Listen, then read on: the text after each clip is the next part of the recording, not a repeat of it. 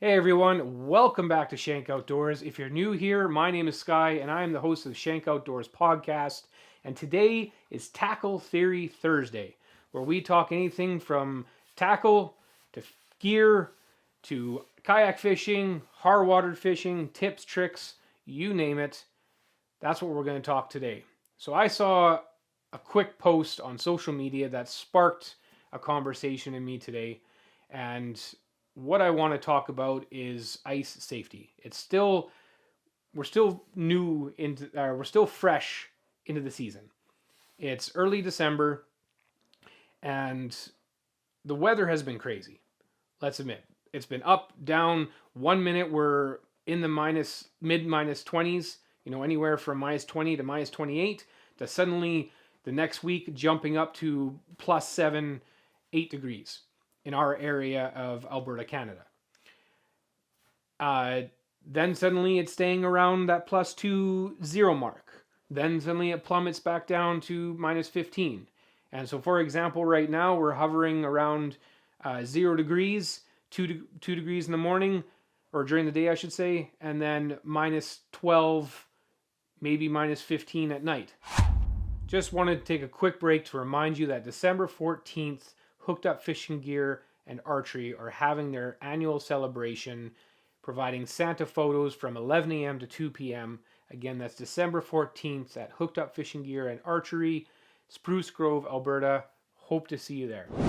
The post I saw, as you'll see here, is you see beautiful clear ice, no snow, just fresh ice. And in the distance, what do you see?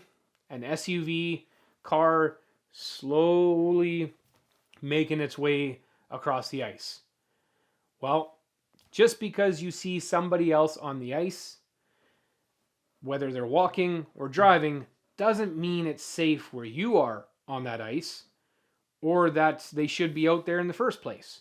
So always make sure that you are taking your time and doing your own checks of the ice thickness. Don't believe Joe Blow that told you last week that yes, it was 6 inches in this spot. Or you're seeing somebody out on their vehicle. Maybe they have done their tests and they feel that they're safe enough to be out there. But where you're entering might be totally different in thickness. So the vehicle continues on this beautiful clear ice, and the next thing you know, the front driver's side starts to dive in through the ice, and you see the driver diving out his window. So again, especially around our area, and I'm sure it's across the whole country, because of the different weather patterns that we have currently going on, is that it could easily have been a good ice thickness when we first had that super cold for a week or more. And now, with the warm weather coming and going, it could have been that, yes, you saw 2 inches, then you went out and saw 4 inches, maybe in a spot you saw 6 inches. But now, due to the high melting, and hell, we had rain. We had pouring rain 2 days ago here in Alberta, across most of the province. So, giving that example, how thick is that ice now? Is it still the same thickness? Did it lose thickness? Did it gain thickness? Well, we don't know unless we're testing it. So make sure you're going out with your spud bar, your auger, and testing the ice. Go out, spud a few times in the same spot, giving all your might. How are you able to peg through right away? Are you able not to peg through? And then now you can use your auger to really test the thickness, and you're getting maybe 6 inches, maybe you're getting more. It all depends on what time of the season you're testing and what's going on with the weather. But do your own testing when going out on the ice, no matter what part of the season it is. Don't trust the ice based on what you see other people going out. Springtime is famous for that, with people thinking, oh, I've got time. And now you're seeing ice shacks falling through the ice because they didn't get them off in time when they should have. Well, it's that time of year. It's early enough that people are going to be walking out, and hopefully they're not falling through. But it happens because we're not being safe. And maybe you are being safe, and maybe it's 6 inches over here, but it dropped down to 2 inches over here, and it's not safe ice. and now you're falling through.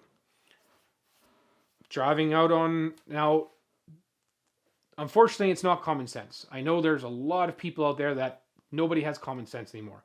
But unfortunately, there's a lot of people that have never been on a frozen lake, been around snow. We have a lot of people moving into the country that want to do these certain things but don't know the safety around it. And just be safe out there. Still have a good time going out ice fishing. Enjoy yourself, but please be safe. So, for example, I went out to a local pond here, and the weather has been anywhere from minus 10 to minus 15 at night, and we were hovering around +2. So I took out my spud bar and went out and spudded the ice, and took quite a few hard tries to make my way through.